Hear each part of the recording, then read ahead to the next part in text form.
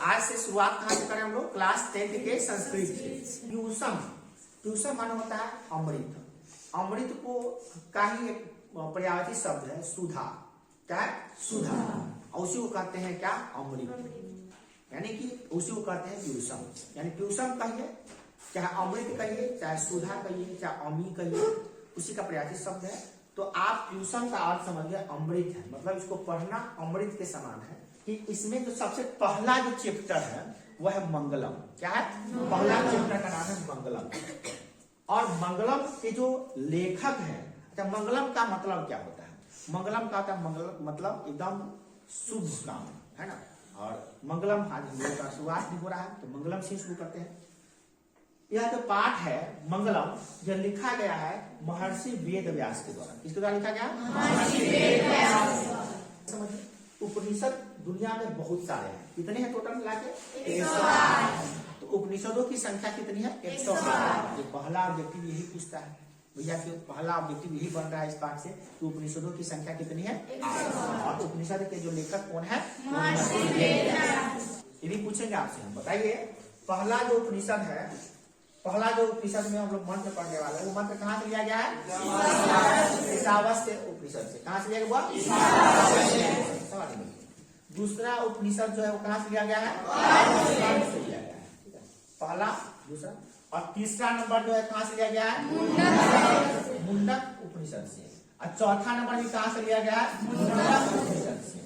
मुंडक उपनिषद में बहुत सारे, 100 में बहुत सारे मंत्र होते हैं, उसमें से ये लिया गया। उसके बाद है श्वेताश्वतर। कहाँ से लिया गया है? ये पांचवा जो मंत्र है वो कहाँ से लिया गया है? श्वेताश्वतर। क्या? श्वेताश्वतर उपनिषद से लिया गया है, याद रहेगा। तो सबसे पहला जो मंत्र है वह है ईशावास्य उपनिषद से ली गई है। वो इस प्रकार से क्या है, ध्यान से सुनिएगा। मंत्र को समझना है, मंत्र के अर्थ को समझना है, क्योंकि एग्जाम में ये मंत्र आ जाएगा और कहेगा इसका अर्थ बताइए। ठीक है, और इसी अर्थ से ऑब्जेक्टिव क्वेश्चन दिया जाएगा आपका। तो सबसे पहला जो मंत्र है वो है हिरण्येन पात्रेण सतस्य या अस्या पिहिता मुखम। माने जो सच का जो मुख है, सच का जो मुख है वो सोने के पात्र से ढका हुआ है। तत्वम पुष्पन्नम प्रावीणु सत्य धर्माय दृष्टे। मतलब कि हे सूर्य देवता, सूर्य भगवान से प्रार्थना किया जाती है, हे सूर्य देवता तुम आप हमें उस सत्य का मार्ग दिखाइए। मतलब प्रथम जो श्लोक है वह यह कहा जा रहा है कि हे सूर्य देवता हमें सत्य का मार्ग दिखाइए। हम लोग संसार में फंसे हुए लोग हैं, हमको सत्य का मार्ग कैसे दिखाई देगा? और ऊपर से क्या है, सत्य का मार्ग जो है, सत्य का जो मुख है, सत्य का मुख किससे ढका हुआ है? सोने के पात्र से ढका हुआ है। दूसरा नंबर क्या लिखे? दूसरा नंबर जो है आपका ये श्लोक, ये जो मंत्र है ये कहाँ से लिया गया है? कठ उपनिषद से। ठीक है, कठ उपनिषद से लिया गया है। और इस उपनिषद के माध्यम से महर्षि वाल्मीकि क्या कहना चाहते हैं इसको ध्यान से। अणु अणियान महतो महियान आत्मस्य जंतु निहतो भूयान। कि अणु आत्मा जो होता है, जंतु के शरीर में जो आत्मा होता है वह क्या होता है? आत्मा होता है। क्या होता है? आत्मा। तो आत्मा का वास कहाँ होता है? आत्मा का वास कहाँ होता है? तो जंतत आत्मस्य जंतु निहतो भूयान। मनुष्य किसी भी प्राणी के हृदय रूपी गुफा के अंदर होता है। किसी भी प्राणी के हृदय गुफा के अंदर। अच्छा, अणियो अणियान महतो महियान। मतलब जो आत्मा है हमारा, क्या किसी भी मनुष्य, क्या किसी भी जंतु का, वो आत्मा कैसा है? अणुओं से भी छोटा। ध्यान रखिएगा, अणुओं से, अणु होता है ना, अणु बहुत छोटा, अणुओं से छोटा, अणुओं से छोटा। और महानों से भी महान, यानी बड़ा से बड़ा। क्या है? बड़ा से बड़ा। मतलब क्या हुआ, आत्मा जो है इतना छोटा है कि उसको हम देख नहीं सकते हैं। और या कह दीजिए कि इतना बड़ा है, इतना विशाल है जिसको हम देख नहीं सकते। देखिए, जो छोटा से छोटा चीज होगा उसको भी नहीं देख सकते हैं, और जो बहुत बड़ा चीज है उसको भी हम लोग नहीं देख सकते हैं। ऐसा नहीं, जैसे आपके सामने एक बहुत विशाल आदमी आया जिसका सर जो है आसमान में है और पांव पाताल में है, क्या उसको देख पाइएगा? खाली आपको छोटा दिखाई दे रहा है ना। तो बड़ी आत्मा बहुत विशालों से विशाल है और छोटा से भी छोटा है।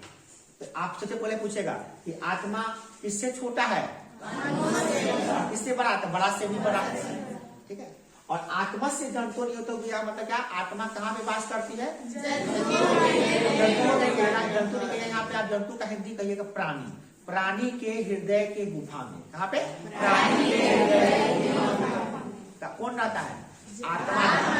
कोई बुरा प्राणी है उसके साथ आत्मा भी रहेगा, तो हाँ, क्या जो गंदगी खाता है, कीड़े मकोड़े होते, उसके आत्मा भी रहता है, हाँ, उसमें भी आत्मा रहता है, उसके हृदय में भी कहा था आत्मा सबका शुद्ध होता है। कोनो गंदा से गंदा, जैसे सुगरे है, वो गंदा में लेटा रहा है नाला में, फिर भी उसके शरीर के आत्मा के, उसके हृदय के अंदर जो आत्मा है उसमें कौन बसते हैं, भगवान बसते हैं। भगवान जानते हैं भगवान विष्णु सोलह अवतार भी लिए थे, पता है कि नहीं पता है, बड़ा अवतार लिए थे, 10 अवतार, भगवान विष्णु ने 10 अवतार दिए थे। उसमें राम जी देखते हैं, कृष्ण देखते हैं, सब विष्णु जी का अवतार है। बलराम जी देखते हैं, वो भी बलराम कहते हैं, परशुराम जी है, विष्णु जी का अवतार है, देख नहीं, राम जी भी विष्णु जी है, कृष्ण भी विष्णु जी है, परशुराम जी विष्णु जी है, है ना। ऐसे 12 अवतार, 10 अवतार लिए हुए विष्णु जी, ठीक है। अब ध्यान समझ में आ गया कि दो चीजें और क्या है, तम कृतुरु पश्यति वित्सोको, ध्यान दीजिएगा, तम कृतुरु मतलब उसको कौन देख सकता है, पश्यति, पश्यति मतलब देखना, देखना का जो होता है ना क्रिया, दृश्य, दृश्य का ही रूप है पश्यति, उसको कौन देख सकता है, जो वित्सोको, वैसा व्यक्ति जो वित्सोको है, मतलब वित्सोको क्या, महान आदमी है, इसको ना किसी से, ना कोई आदमी से उसको प्रेम है, ना किसी से घृणा है, न मान करने पर खुश होता है, न अपमान करने पर दुखी होता है, न उसको जाड़ा है न गर्मी है, तपस्वी है, धर्मात्मा है, किसी गुफा में बैठे हुए हैं और तपस्या में लगे हुए हैं, वैसे व्यक्ति को ही क्या दिखाई देता है, वो अनु दिखाई देता है। अनु मतलब क्या, आत्मा दिखाई देता है, मतलब आत्मा किसको दिखाई देता है, तो महान पुरुषों को दिखाई देता है। कौन महापुरुषों को, कौन महान तपस्वियों को, जिनको कोई चीज से मतलब नहीं है दुनियादारी से, वो संत है, परमात्मा आराम से परमात्मा की खोज के लिए चल पड़े हैं। अभी भी इतना ठंडा पड़ रहा है, हम लोग इतना अच्छा से पहने हुए हैं, टोपी जैकेट सब कुछ पहने हुए हैं, मगर वो खाली बदन बैठे होंगे और उस बर्फ के चट्टान पर बैठ के तपस्या कर रहे हैं। अभी भी वैसे व्यक्ति ही उस आत्मा को देख सकते हैं, हम लोग उस आत्मा को नहीं देख सकते हैं, बस जानते हैं कि हमारे आपके सबके अंदर क्या है, आत्मा का वास, बस। ओके, इसका क्या है, धातु प्रसाद न महिता मनम आत्मनम, मतलब वही लोग धातु प्रसाद रूपी हैं, मतलब क्या है, धातु प्रसाद मतलब वही लोग महिमा को आत्मनम मतलब देख सकते हैं, समझ सकते हैं, जान सकते हैं, हम लोग पता नहीं है। धातु प्रसाद किसे कहा गया है, वैसे व्यक्ति जो तपस्वी हैं उन्हें क्या कहा गया है, धातु प्रसाद, वही व्यक्ति ही आत्मा को देख सकते हैं, अन्यथा हम लोग सामान्य व्यक्ति उस आत्मा को नहीं देख सकते। तीसरा नंबर जो आपका मंत्र है, इसमें मंगलम पाठ में तीसरा नंबर मंत्र है, वह है मुंडको उपनिषद से लिया गया। कहां से लिया गया, मुंडको, या कुछ इस प्रकार से है, सत्यमेव जयते नानानृतम, सत्यमेव जयते नानानृतम, नानानृतम, सत्य की विजय होती है, नानानृतम पाप की नहीं, असत्य की नहीं, ध्यान कीजिएगा, सत्यमेव जयते सत्य की जीत होती है, नानानृतम इसका असत्य की नहीं, सत्येन पंथा वित्ततो देवयानम, सत्य क्या ही जो पंथा है, सत्य के रास्ते पे चलने वाले व्यक्ति ही क्या है, वित्तो देवयानम, वह स्वर्ग तक जा सकते हैं। मतलब अगर आप चाहते हैं स्वर्ग तक पहुंचना तो झूठ बोलकर नहीं जा सकते हैं, आपको क्या करना होगा, हम सबको क्या करना होगा, सच बोलना होगा। जब सच बोलने लगिएगा तो आप एक रास्ता पे चल दिए हैं, जाने अनजाने में ही सही। कौन रास्ता पे चल दिए हैं, तो सत्य के रास्ता पे चल दिए हैं। तो कहाँ जाइएगा, तो देवयान, जहाँ देवता लोग रहते हैं। देवता लोग कहाँ रहते हैं, स्वर्ग में रहते हैं, स्वर्ग का रास्ता आपके लिए खोल दिया जाएगा। ठीक है बुआ, अब देखिए ईनान क्रम न मृत्यु तो हयाताप कामा, मतलब क्या कर रहे हैं, और क्या कर, यत्र तत्र सतस्य परम परम निधानम, कराए कि जो लोग भी सत्य के मार्ग पे चलेंगे और सत्य को अपनाएंगे, वो जान लीजिए आज नहीं तो कल वो जान लीजिए वो ईश्वर के सानिध्य नहीं जाएंगे, अच्छे कर्म नहीं रहेंगे। ऐसा में मतलब सत्य के मार्ग से ही आप ईश्वर की प्राप्ति कर सकते हैं, अन्यथा आप नहीं कर सकते हैं। ईश्वर की प्राप्ति या स्वर्ग की प्राप्ति या परम सुख की प्राप्ति किससे होगा? सत्य से होगा, सत्य से ही होगा। और सत्य से नहीं, झूठ बोलकर आप आगे ज्यादा नहीं जा सकते। झूठा व्यक्ति जानते कर, झूठा व्यक्ति आगे तक नहीं चलता है। झूठ बोलने वाला व्यक्ति कभी भी सफल ज्यादा नहीं हो सकता है। आपको जिंदगी में सफल बनना है तो आपको एक बात गांठ बनना पड़ेगा, सत्य का साथ देना होगा, असत्य का नहीं। क्योंकि एक झूठ को छुपाने के लिए आपको न जाने हजारों झूठ बोलना पड़ेगा। इसीलिए हिम्मत करके एक बार सच बताइए और उसका जो परिणाम हो उसको स्वीकार कीजिए। अगर सच बोलने से आपको दूध सही लगने वाला है, 10 सही लगने वाला है, 10 100 उठक बैठक करना, कोई बात नहीं, सच बोल के ही उठक बैठक करनी, मगर सच का साथ दीजिए, क्योंकि उसी से आपको भगवान की प्राप्ति होगी। अदरवाइज झूठे व्यक्ति कभी भगवान उनका कोसों दूर होते हैं। चाहे आप कितनों मंदिर जाइए, कितनों मस्जिद जाइए, कितनों गुरुद्वारा जाइए, उसे मतलब नहीं है। आप उसी को प्राप्ति करने के लिए क्या करना पड़ेगा? सत्य के मार्ग पे ही आपको चलना होगा। ठीक है, नेक्स्ट अगला चौथा है वो मुंडको उपनिषद से लिया गया है। तीसरा भी मुंडको उपनिषद से था और आपका चौथा भी कहां से लिया गया है? इसका अर्थ समझो। तो पहला ये अगर लिखा रहेगा एग्जाम में, मान ली ऐसा लिखा रहेगा एग्जाम में, ऐसा लिखा रहेगा, क्या लिखा रहेगा? थोड़ा सा ये लिख देगा, यथा नदी, क्या लिख देगा? यथा नदी, यहाँ से लिख देगा और करेगा dot dot dot dot dot, और बाद की बोला उठा के दिव्यम, क्या लिखा? दिव्यम यहाँ लिख देगा और बताएगा यह किस उपनिषद से लिया गया है। तो क्या कहिएगा? मुंडको उपनिषद से लिया गया है। और किस पाठ से लिया गया है? तो कहेंगे मंगलम पाठ से लिया। अब मंगलम पाठ कहाँ से लिया गया है? तो उपनिषद से लिया गया। उपनिषद कौन लिखे हुए हैं? महर्षि वाल्मीकि।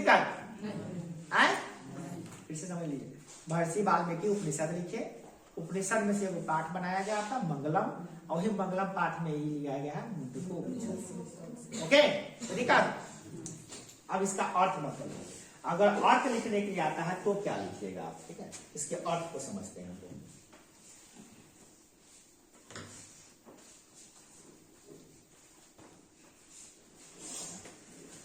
यथा नदी अस्यन्दमाना समुद्रे,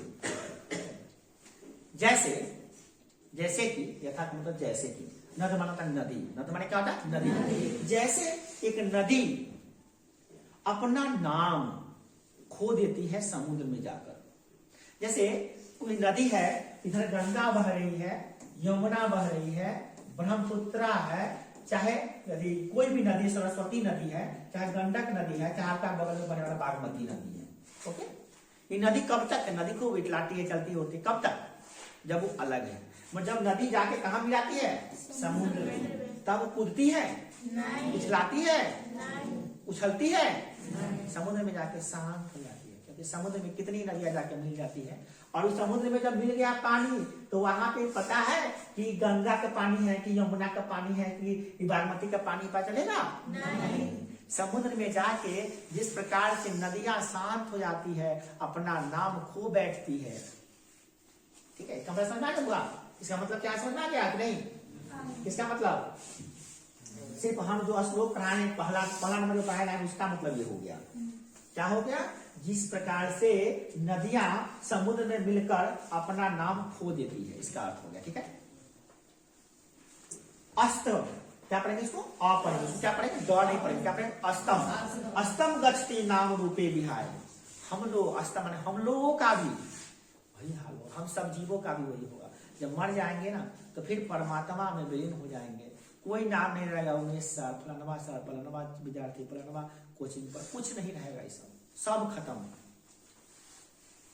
सब परमात्मा से जो हम आए हैं, अभी हम ये कर रहे हैं, वो कर रहे हैं, ऐसे कर रहे हैं, वैसे कर रहे हैं, IAS बन रहे हैं, IPS बनेंगे, डॉक्टर बनेंगे, इंजीनियर बनेंगे, सब बन जाइए आप। लाखों नहीं, करोड़ों नहीं, अरबों रुपया कमा लीजिए आप, बड़ा बड़ा बिल्डिंग बना लीजिएगा, बहुत सारा कार लगा लीजिएगा। ठीक है, सारे शौक पूरे हो जाएंगे। मर जाना कहाँ है? जैसे नदी कूदती है, उठाती है, बांध तोड़ती है, पानी में कूद जाती है, मर जाती कहाँ है? समुद्र में मिलने के बाद सपाचट, समुद्र में जाके नदी में पहचान नहीं होता। उसी प्रकार से हम सब जो है जहां से आए हैं एक ही जगह से आए, और हम कहां से आए हैं?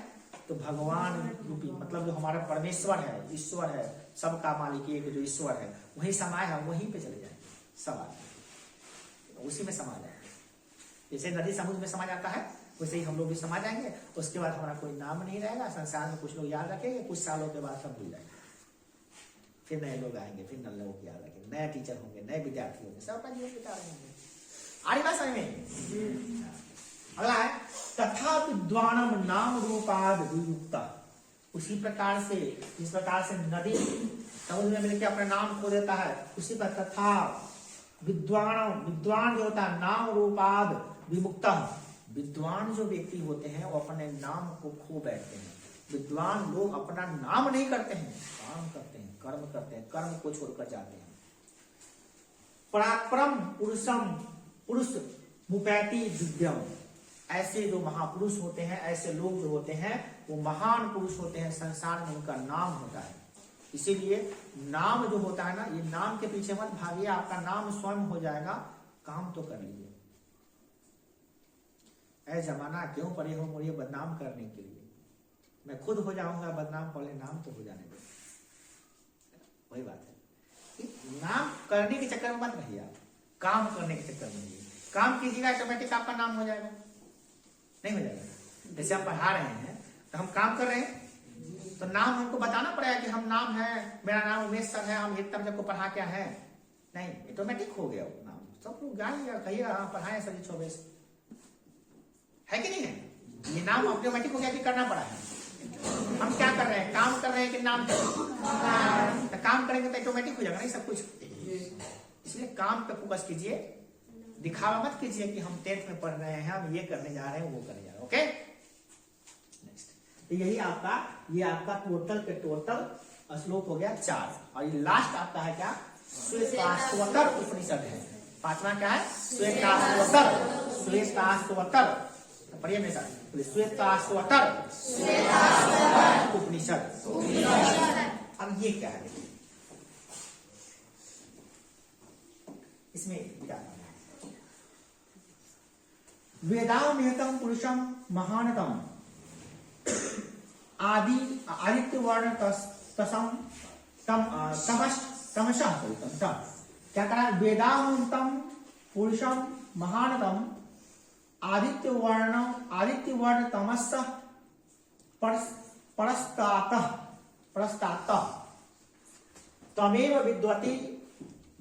तमेव विदित्वाति मृत्युन्मेति नाम्यः पंथा विद्धेद अयानाया।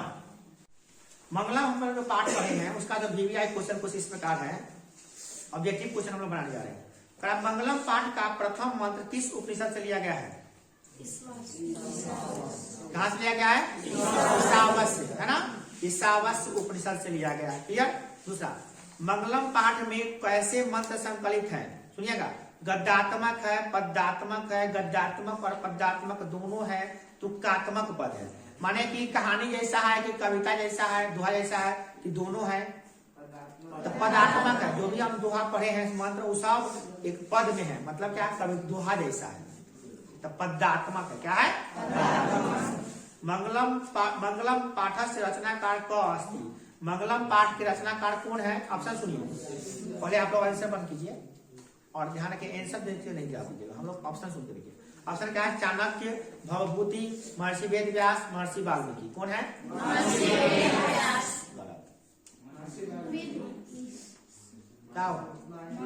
महर्षि वाल्मीकि ना है जी,